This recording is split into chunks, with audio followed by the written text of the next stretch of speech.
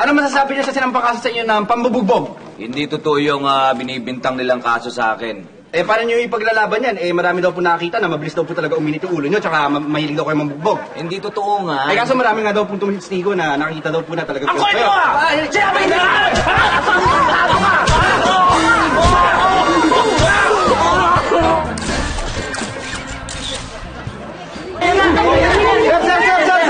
Sir, totoo po ba yung binibitak po sa inyo?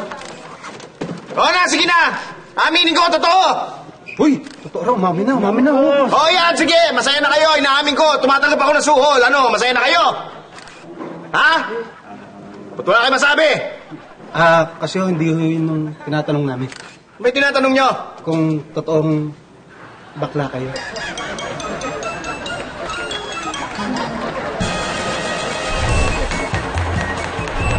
Sir, sandali lang po. Ano po masasabi niyo bilang sa kaso? Totoo po ba na tinuro mo lahat ng suspect? Hindi totoo yan. Hindi ko sila itinuro. Ninuso ko lang.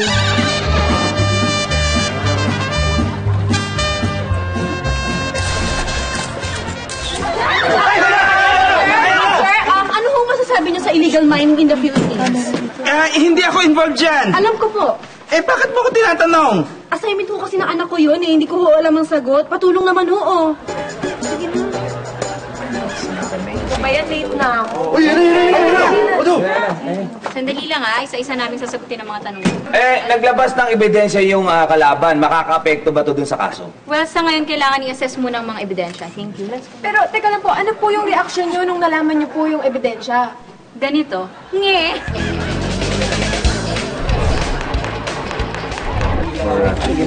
Andito. Okay, may oras kami para sumagot ng isang tanong and isang tanong lang. Ako na magtatanong. Yes. Ano ang masasabi nyo na ang kliyente nyo ay maaaring mabilanggo ng habang buhay? Kung matalo, Opo. better luck next time na lang. Let's go. Let's go.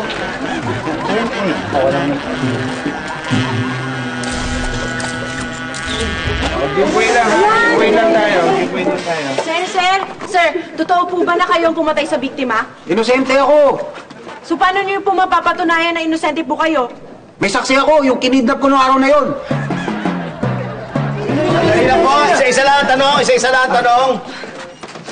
Totoo ba ang ikaw bumatay sa asawa mo? Ay, hindi po. Inosente po ako. Paano mo papatunayan na inosente ka? Isinusumpa ko. Mamatay na sana yung pumatay dyan sa biktima. Inosente ako. My heart! Attorney! Attorney!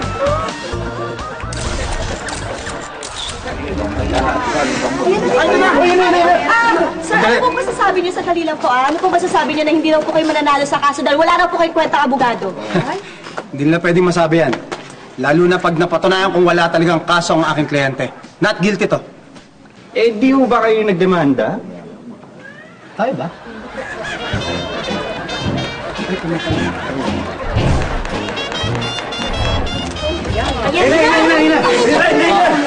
Sir, bakit po pinatay ang biktima? Self-defense lang yun. Pinagbantaan niya kasi ako. Anong sinabi niya sa'yo? Sabi niya sa akin, mamatay ka sa inggit.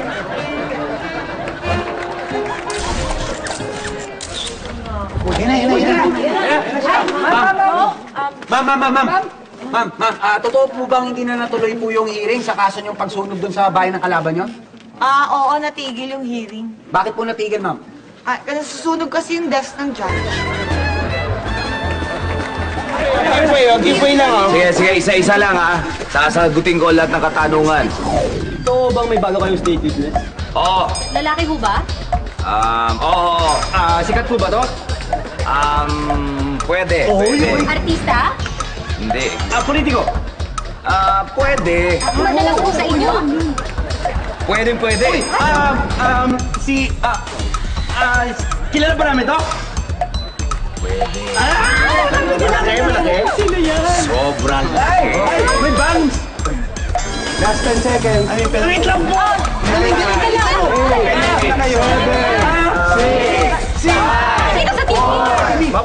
Maputi.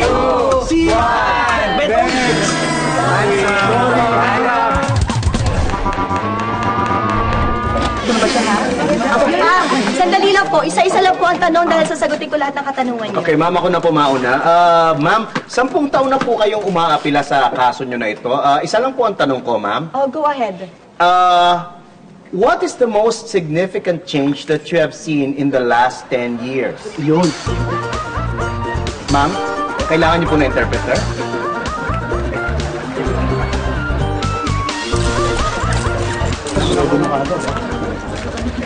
Ayan na. Sorry, wala na kaming oras para sagutin lahat ng mga katanungan nyo. Ma'am, ano po masasabi niyo sa kliyente niyo na hindi lang nangungurakot? Ngayon may lumalabas po na ebidensya na involved pa sa isang sindikato. Wala na kaming oras para sagutin yan. Yung mga ebidensya nagpapatunay sa katiwalian ng kliyente niya.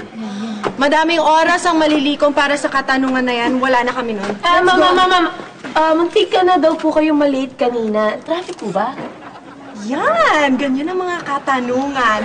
Well, kanina kasi medyo traffic lang kasi parang may gana lang. Saan kayo dumaan? Sa may Estrella, gano'n. Nag-waste po ba kayo, ma'am?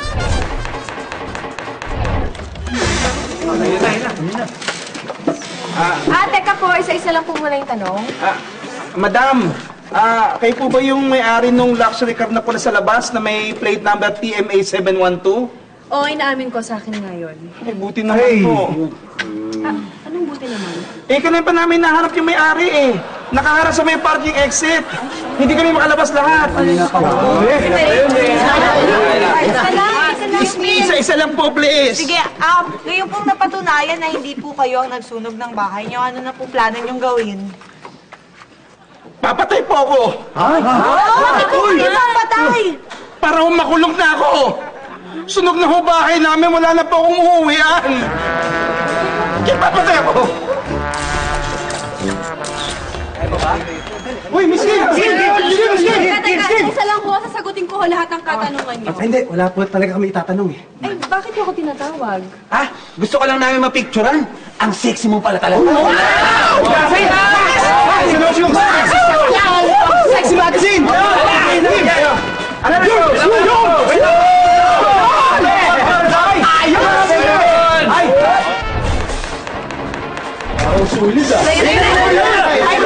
Ano po masasabi niyo sa hearing? Ang ganda! The best! Yes! Ang ganda! Ang ganda! Gwapo-gwapo ni Chairman! Number one!